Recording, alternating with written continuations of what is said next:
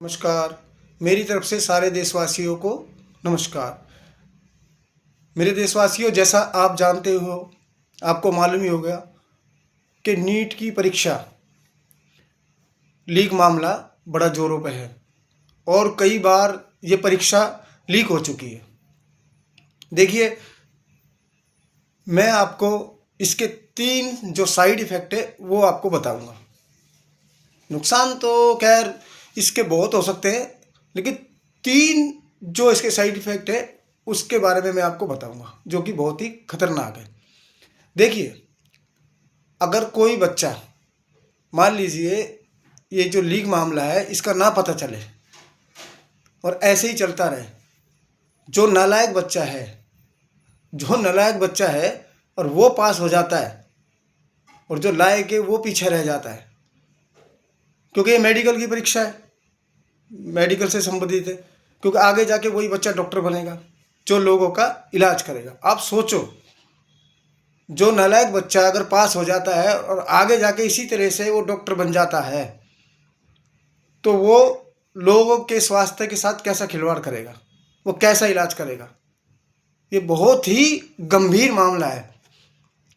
हमारे नेताओं को ये समझना चाहिए। अब इसमें दूसरी बात आती है, जो बच्चा इतनी मेहनत कर रहा है, रात दिन पढ़ाई कर रहा है, इतने साल उसके पढ़ाई करने में बर्बाद हो जाते हैं, मतलब दिन रात वो पढ़ाई करता है, कितनी मेहनत करता है। दूसरा नुकसान उस बच्चे को वो है, ये दूसरा साइड इफ़ेक्ट है, क्योंकि माँ बाप का भी काफ़ी नुकसान है। भाई बच्चों को कितना पैसा लगाते हैं और कितनी मेहनत से, मतलब अमीर वाली की बात नहीं कर रहा, गरीबों पे क्या बीतती होगी।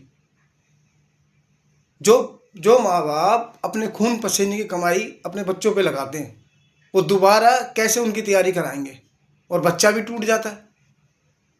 ये तो हो गए आपके 2। अभी मैं तीसरा जो आपको बताने जा रहा हूँ, ये बहुत ही खतरनाक है इसका साइड इफेक्ट। तीसरा इसका साइड इफेक्ट ये है, जो बच्चे सुसाइड कर लेते हैं, वो बहुत ही खतरनाक।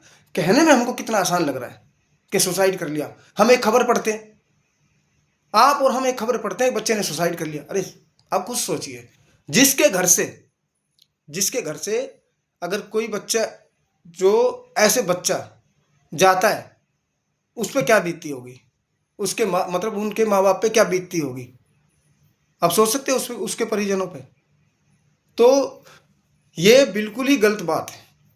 ये इसका बहुत ही तगड़ा तीसरा साइड इफेक्ट है, जो बच्चे सुसाइड कर लेते हैं। और इसके वो सुसाइड जो करते हैं, उसका जिम्मेदार कौन होता है? उसका जिम्मेदार होता है जो इस मामले में दोषी है। पहली बात तो ऐसे लोगों को पकड़े जाए, कन्फर्म हो जाए कि इस बंदे ने काम करा है, तो उसको पहली बात तो 2-4 साल जमानत ही मत होने दो, और सख्त से सख्त ऐसे कानून बनाए ऐसे लोगों के लिए। और मैं उन उन बच्चों को कह दूं जो ऐसा कदम उठाते हैं, देखिए, आप कभी भी हार नहीं मानते। जिंदगी में कितनी भी मुसीबत आ जाए, कितने भी दुख आ जाए, हर समस्या का समाधान होता है। मान लीजिए आप डॉक्टर नहीं बन पाए, तो कोई बात नहीं। पहले आप ये समझ लीजिए कि जीवन अनमोल है, जीवन जीना बहुत जरूरी है। एक आपके साथ ऐसा नहीं होता। आप सोच रहे हो कि आपके साथ जिंदगी में दुख आ गए, आपके साथ ऐसी ट्रेजेडी होगी, ऐसा नहीं है। आप दुनिया में देखिए, बहुत लोग मुसीबतों से हैं, बहुतों पे कर्जे भी हो रहे हैं, कितनी मतलब कष्ट झेल रहे हैं, वो लोग भी आज जीवित है, क्योंकि जीवन जीना आपके लिए बहुत जरूरी है।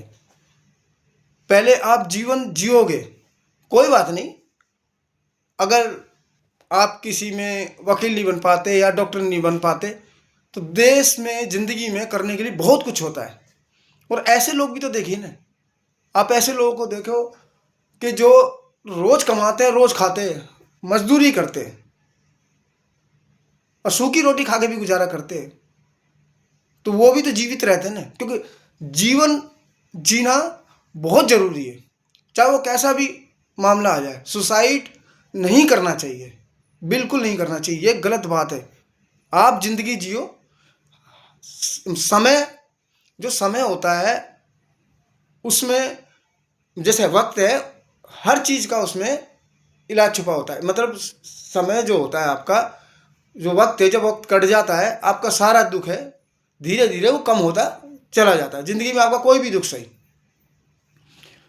अब मैं इसमें माँ बापों को भी कह दूँ, माँ बापों को क्या करना है, अगर पहले ही जब बच्चा पढ़ने जाता है या बच्चा छोटा होता है तो सबसे पहले उसके दिमाग में उसको ये डाल दीजिए, अगर किसी परीक्षा में फेल हो जाए तो घबराए ना।